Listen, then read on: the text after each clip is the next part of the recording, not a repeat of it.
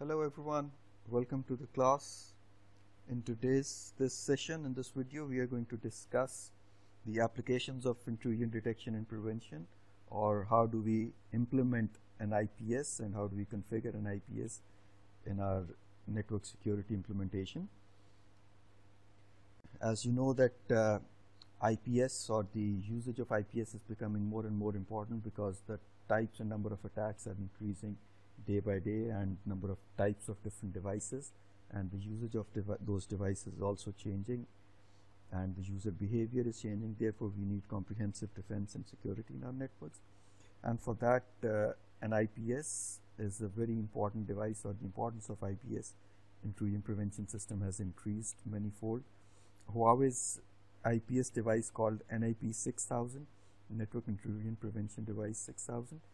This is Huawei's solution for IPS, although IPS implementation or IPS functionality is also available in Huawei's USG firewalls, USG 6000 firewalls.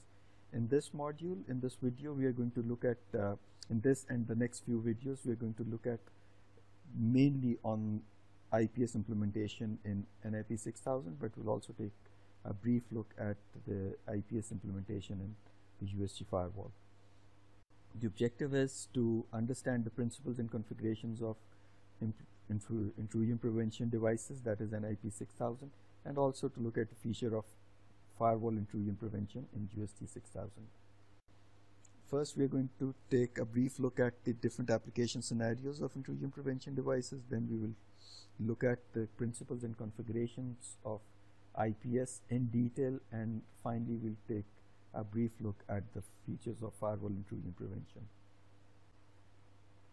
So first of all, let's take a look at the different application scenarios where we can implement, or how we implement a network intrusion prevention device or IPS in our network. Typically, the way we implement IPS in our network is that we implement network at the boundary of our network. So for example, if this is our enterprise intranet and we have some servers sitting here and we have some users sitting in our intranet who are communicating with the internet, and if there is traffic being exchanged between the intranet and with the users sitting on the internet, then intrusion prevention device is sitting in the middle, providing us with these functionalities: web application protection, abnormal traffic protection, antivirus, URL filtering, etc. So all these features and functionalities are provided by the IPS, which is sitting between the internet and our intranet. So what the IPS does is that it blocks the attack traffic, whereas it allows the normal traffic that is being exchanged between our network, or that is coming or entering into our network from the internet. Or we can also have an implementation, as we'll see in the next slide, where even our internal users that are accessing our data center, their traffic is also filtered and checked against attack traffic. So let's take a look at the next slide. So this slide shows different implementations, different other possible combinations, or different other possible implementations of IPS within our network. This is the simple concept that this is the internet border, this is our intranet, this could be this is our intranet, and this would be our DMZ. So this is sitting behind the firewall and protecting our intranet or enterprise network, as well as our data center or our DMZ. This is the example of a typical internet data center or server farms, where our IPS are sitting once again behind the firewalls and protecting our servers from the traffic coming in from the internet.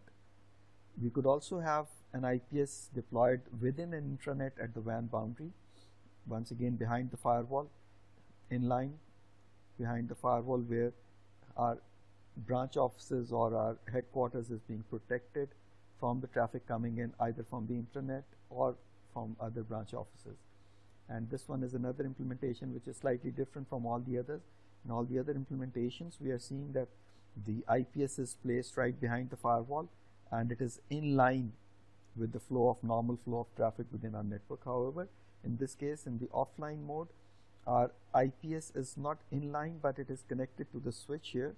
So the traffic that is passing through, the normal flow of traffic is not passing through the IPS, and the IPS is offline, or we can say is out of path. In this case, the IPS is generally not blocking the attack traffic. In this case, the IPS is only monitoring the traffic that is being passed through the network, that is being exchanged by the user sitting within the network and the internet. The purpose of this implementation is to monitor the traffic that is being exchanged, and the function of actively stopping the attacks or protecting the network is not being performed by the IPS. And the switch here is actually mirroring, or we have a port mirroring configured where the switch is actually mirroring all the traffic that is being exchanged from the internet towards the internet is being mirrored towards the IPS. So this is mainly used in network monitoring or for network monitoring purposes within our network. If we look at the functions or the purposes of IPS, we can see that IPS can work in different modes or at different times of the attack within our network. It can protect our network before the attacks, it can protect our network during the attack, and we can make use of, or it can help us even after the attacks. What it does is, or these are the attack behaviors, or these are the things that are happening in our network during these three phases: before, during, and after the attack. And these are the actions which the IPS is taking in order to protect us, or in order to help us secure our network during these three phases: before, during, and after the attack. So if there are network scanning or vulnerability scanning is taking place before the attacks, or if there's these are different types of attacks that are actually happening, or after the attacks, if we want to improve the performance or improve the security in our network, the intrusion prevention system, or the IPS, helps us do all that. Next, we are going to take a look at the basic principles and configurations of IPS. This is extremely important because this is going to help us understand the concept of IPS, its configuration, and its application in depth. So first of all, we are going to take a look at the NIP 6000 device. So here's a view of NIP 6330. This is an example of one of the models of NIP 6000. We can see that this is the front view of the device and this is the back view of the device. If you look at the front side, you can see that there are different management ports available, there are different network ports available, and there are expansion slots available as well, where we can add more network ports if we want to the device. Then on the back side, we can have a hard disk slot is available. There's an expansion slot available as well. We can have the power module. There is space for redundant power module as well. So we can have more ports added on the front side. In these two expansion slots, we can have the redundant power module added as well if we want. And the important point here is, if you look at the network ports, generally these network ports come in pairs. We'll look at that in the next slide. However, it's important to note that these ports come in pair, and normally in normal configuration or normal deployment, we always use two ports, two pair ports. One port receives the traffic and the other one exits the traffic, and the traffic that is passing through a pair of ports can be monitored and can be checked against attacks by the IPS. So the interface pair concept dictates that there is going to be an incoming interface and there is going to be an outgoing interface. The traffic enters from the incoming interface and the traffic exits through the, or is forwarded out of the outgoing interface. And if the incoming and outgoing interfaces are the same interface, there is a possibility that we have only one interface which receives and then sends out the traffic. Then while the traffic is entering from that interface and before it is sent out of the same interface, it is checked against the attacks, or it is checked against intrusions, or the purpose of IPS in this case remains to protect our network against attack traffic. So here is the application of interface pairs.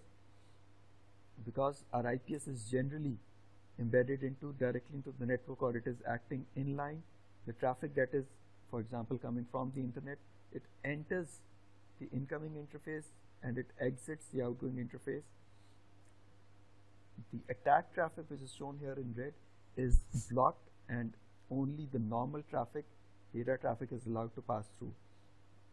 So this is the purpose of the interface pairs, that the traffic passing through the pairs is tested or is checked against attacks or intrusions.